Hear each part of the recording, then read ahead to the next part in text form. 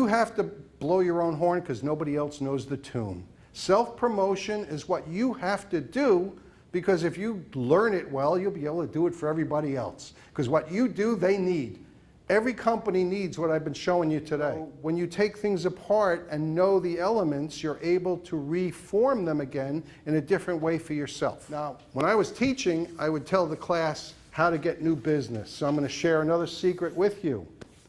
If you open up the Star Ledger, look for the worst ad in the Star Ledger, call them up, say, I go and see them, say, I will redesign that ad for you for $100. Who's going to say no? That's lunch money. So you redesign that ad. You go to the next worst ad, and you go and you say, look what I did for him. It was only $200. I'll do the same thing for you for $200. You sell 5 of them, that's $1,000. Okay, if you're working for scale at $10 an hour, you got to work a lot of hours to make that kind of money, and you're doing it for somebody else. This is so critical for you to learn. The U.S. Post Office, at first they took all my cards and then they put my picture up on the wall and they said, this guy is a pain in the ass. They made me order and buy 20,000 clear,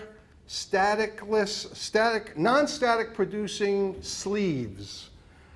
And I made all my postcards a standard size. They charged me 60-something cents because there's a surcharge for hand stamping. I don't care. I don't care if it costs $1.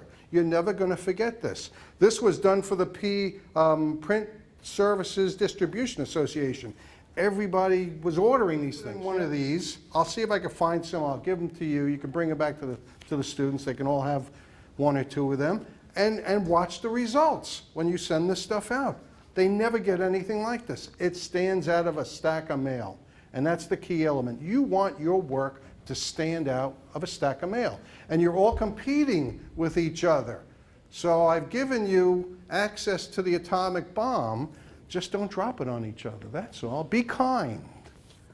I'm able to call a company and say, is Mr. Smith spell his name with a Y? Oh, no, it's S-M-I-T-H. Oh, is he a Giants fan? No, he likes the Patriots. I dig in, I get all this information, and I could put all of that information on the outside of this tube. Is a giant sticker, and inside is a special device, so when the person gets it in the morning and says, what the hell is this? It's all football.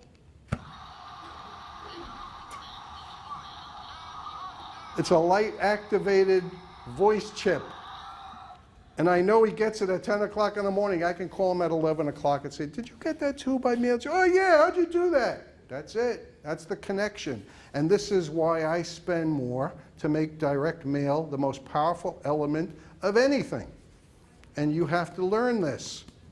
I was wondering if you have a suggestion for resumes? Oh, yeah, absolutely. The rectangle is dead, okay? So why is it that you can't use a shaped postcard that folds on top of each other to make a dimensionalized view of something? Type your resume in the middle. There you go. I didn't bring it, but my resume was it looked like an ad. I looked at a Marlboro ad, I said, I could do this better. And I took a picture of myself holding something, and I used that as my cover letter. And then when I moved on, I always did something else. So now I use a little origami fish. You know, I don't work for scale, but you want to swim with me, that sort of thing. And you can be as funny as you want because it's the piece that they're holding, that tactile sensation. And when they get it and they're smiling and they're showing it around the office, they feel good about themselves. Somebody spent some money to get my attention. And that's what you want them to feel, good. Because when you elevate them, you elevate yourself. Now they want the same thing that you sent to them. How much is it? When can I have it?